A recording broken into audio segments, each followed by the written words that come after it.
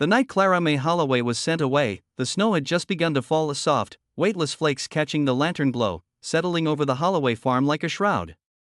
She stood on the porch with her valise in hand, breath rising in small, frantic clouds, while the laughter of her kin carried faintly from behind the frost-glazed windows. They called it a jest, a harmless cruelty. Send the barren daughter to the reclusive rancher, let her be someone else's burden.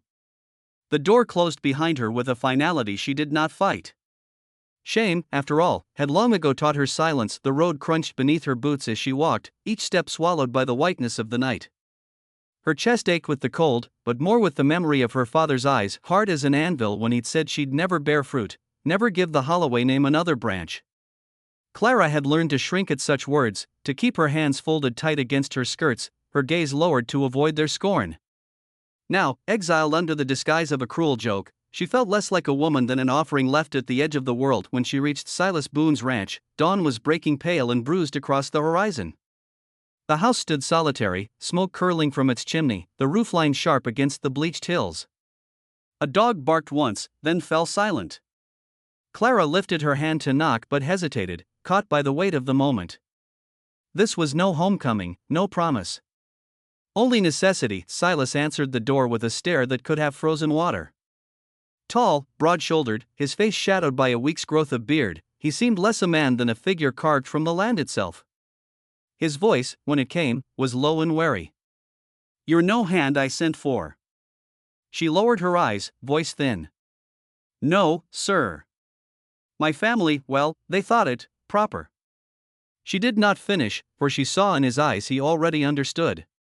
That knowledge stung more than the words themselves. He looked past her at the road, as though hoping to spy some wagon turning back to claim her. None came. With a slow exhale, he stepped aside, opening the door just enough for her to slip inside. "Storm's too mean to send you back." That was all. Of the house smelled of wood smoke and iron pans left too long on the stove. Sparse furnishings, just a table, a chair, a hearth with ashes cooling, spoke of a life measured in labor, not comfort.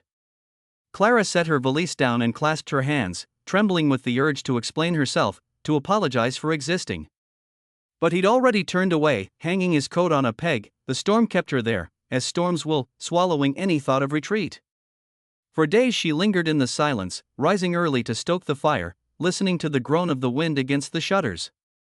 Silas moved around her with the steadiness of a man who had long ago chosen solitude over conversation. His silence was not cruel, not exactly merely a wall she could not scale. Still, Clara found small ways to matter. She mended the sleeve of his work shirt where the fabric had frayed, swept the floor without asking, cooked beans though he ate them without remark. She was careful, almost invisible, as though the house itself might expel her if she claimed too much space. Sundays brought sharper pain. She walked to the church with her bonnet tied low, only to feel the heat of eyes upon her. Whispers passed like wildfire through the pews. The Holloway girl, barren as dry wheat. Sent her to Boone, can you imagine? Poor man'll never see an heir. She sat still beneath the sermon, her hands white-knuckled around her hymnal. Each whisper burrowed like a needle into her skin. She returned to the ranch hollow-eyed, praying Silas had not heard the same cruel talk. Yet something shifted in those quiet weeks. Clara began to follow Silas out into the fields, where the snow lay thick over the earth. He let her, though he never invited her, never spoke more than a word or two. She chopped wood clumsily until her palms bled, fed the horses though they shied at her touch, hauled water that numbed her fingers raw. She moved with the awkwardness of one unused to labor, but beneath the bruises and blisters came a strange flicker of strength. One afternoon, when the wind bit like knives and she stumbled while carrying a pail, Silas reached her before the water spilled. He took the bucket with one hand, and with the other he pressed his gloves into hers. No words, no glance, only the briefest brush of callous leather against her skin. It was nothing, and yet everything. For in that gesture, she felt not pity, but recognition. That night, by the fire, she studied him in the flickering light. His face bore the etchings of solitude, lines carved by weather, not laughter, eyes darkened by years of watching horizons instead of people. He seemed a man who had long ago decided that silence was safer than the betrayals of speech. She wondered what ghosts had driven him into such quiet. But she did not ask. She simply set his mended shirt on the chair beside him and watched his rough hand rest upon it, a silent thank you unspoken. As winter deepened, so did the rhythm of their days. Morning chores, evening suppers, the hush of nights where only the crackle of fire filled the air. No declarations, no sudden kindnesses, only the gradual lessening of distance. Clara began to feel her shame dull, as though the snow itself had buried it. She no longer flinched at every silence, for his silence seemed less like judgment and more like space in which she could breathe. Yet, even in that fragile peace, sorrow haunted her. Some nights she woke to the distant cry of coyotes, a thin, keening sound that pierced the stillness. She would lie awake, staring at the beams above her bed, imagining the wail of a child instead. The ache of absence pressed heavy against her ribs. Once, unable to bear it, she whispered into the dark, "Some sounds are meant to remind us what we lack." In the morning, Silas handed her coffee, his eyes lingering a moment longer than usual. She wondered if he had heard her grief echo through the walls, but he said nothing. Still, there was a softness in his gaze, a quiet acknowledgement that made her heart tremble. Thus the first season of her exile drew to its close, not with grand revelations or promises, but with a subtle shift. Clara had not found love, not yet, nor had she escaped the scorn of the town. But she had discovered, for the first time, that worth could grow from labor, from silence, from the smallest gestures of grace. The snow kept falling, white upon white, but beneath its weight something fragile had begun to take root. The morning the child was found, the sky hung low with iron clouds, and the snow had stiffened into crust beneath their boots.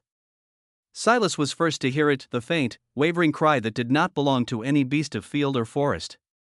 He strode toward the fence line with a hunter's caution, and there, bundled in a ragged quilt, lay a baby no more than a few months old, its face flushed crimson from the cold. For a moment time seemed to fracture. Clara stood transfixed, unable to move, as if heaven itself had played a cruel trick upon her. Then instinct broke through, and she gathered the infant into her arms, cradling it against her chest with a desperation that was half fear, half fierce wonder. The child's small fists pressed against her shawl, and Clara felt the warmth of life seep through her skin like a blessing she had never thought to touch. Silas watched, silent as ever, but his eyes softened at the sight of her trembling lips pressed to the infant's brow. They carried the baby inside, laid him by the fire, and wrapped him in wool. Hours passed before he quieted, before his breath grew steady. They named him Elias without ceremony, as though the name had long been waiting in the air for someone to claim it. Word spread with a speed that astonished even Clara. By evening, tongues wagged in every corner of town. The Holloway girl had returned with a baby, a miracle too convenient to trust. Whispers hardened into suspicion. Perhaps she had stolen the child, perhaps Boone had been deceived. Some said it was a bastard left on the doorstep, others that Clara had conjured it from shame. She walked through the streets with Elias in her arms, and each glance stung like sleet against her cheeks. Mothers clutched their children tighter, men smirked behind their beards. Her father's voice carried loudest of all, booming from the porch of the general store. "She parades a lie through town, that one. Couldn't give us a son, so now she plays nursemaid to a stray." Clara nearly broke beneath the weight of it. Nights she rocked Elias by the hearth, the baby's cries softening only when her own tears fell upon his cheek. More than once she thought to leave him where he might be claimed by another, someone whose name was not already steeped in mockery. But each time the thought rose, she looked into his eyes, clear, trusting, unknowing of the world's cruelty, and the thought withered into ash. Silas began, in his quiet way, to shield her. On Sundays he stood beside her in church, though he had long abandoned the pews before. He held the reins of the wagon while she climbed down with Elias in her arms, a silent gesture that told the town she did not walk alone. He never spoke against the gossip, never raised his voice in defense. Yet his presence was a wall, a steadying weight against the storm. Slowly, Clara realized that what he offered was not rescue but recognition, that in his eyes, her worth required no proof. Winter deepened, and with it came illness. Elias grew feverish, his tiny chest rattling with each breath. Clara pressed cloths to his skin, sang hymns in a broken whisper, but his cries would not soften. Panic gripped her like a vice. One night, while snow hammered against the windows and the lantern burned low, she wrapped the child tight and set out for the blacksmith's shop, where medicine could be had. The snow cut her feet bare through her worn shoes, but she did not falter. Each step was a vow. This child would live, even if it cost her the last strength she carried. When she reached the town, her hair was matted with frost, her face raw with cold. Jonas Pike, the blacksmith, met her at the door, his arms crossed, lips twisted with disdain. "Foolish woman," he sneered. "Infertile and desperate. No child of yours will live through this winter." His laughter cracked the air, cruel as a whip. Clara's knees threatened to give, but she clutched Elias closer, her body a shield against his words. It was then Silas appeared, tall as a thunderhead against the storm. He did not speak at first, only stepped forward and lifted Elias from Clara's arms. The baby whimpered once, then quieted, as though sensing the shelter of his strength. For a moment the entire town seemed to hold its breath. Silas turned, his voice carrying in a timbre none had heard before, deep and certain, "This child is ours." The declaration rang out like a bell, shattering the gossip, silencing the smirks. No one dared answer, for his tone left no room for doubt. In that instant Clara felt the earth steady beneath her.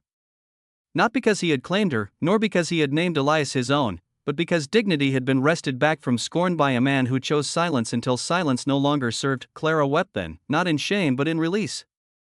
She wept for the years she had been measured and found wanting, for the cruel jest that had cast her out, for the unexpected grace that had given her back her worth. And she wept because for the first time she believed she might not be alone in this world. They returned to the ranch together, the three of them, while snow fell soft as feathers upon their shoulders. By the fire that night, Clara rocked Elias until his fever broke, while Silas mended a chair with slow, steady hands. The room was warm with a quiet more profound than speech, a hush that felt not like emptiness but like belonging. Time drifted forward, and though the town never ceased its whispers entirely, Clara ceased to hear them. She had been called barren, broken, unworthy, yet here she was with a child in her arms and a man beside her who measured her not by what she could give but by what she already was. And if you were to stand at the edge of that firelit room and watch them, the woman humming softly, the man leaning near, the child sleeping peacefully, you might understand what the snow had tried to teach all along. That family is not always given by blood, nor denied by cruel tongues. Sometimes it is chosen, stubbornly and tenderly, in the face of every doubt. So if ever you are told you are less than whole, remember Clara Mae Holloway. Remember how she walked into exile and returned with a baby, a home, and a flame no winter could extinguish. And if her story stirs something in you, stay a while, subscribe, as they say now, for there are more Wild West tales yet to be told, each carrying a fragment of truth meant to warm even the coldest nights.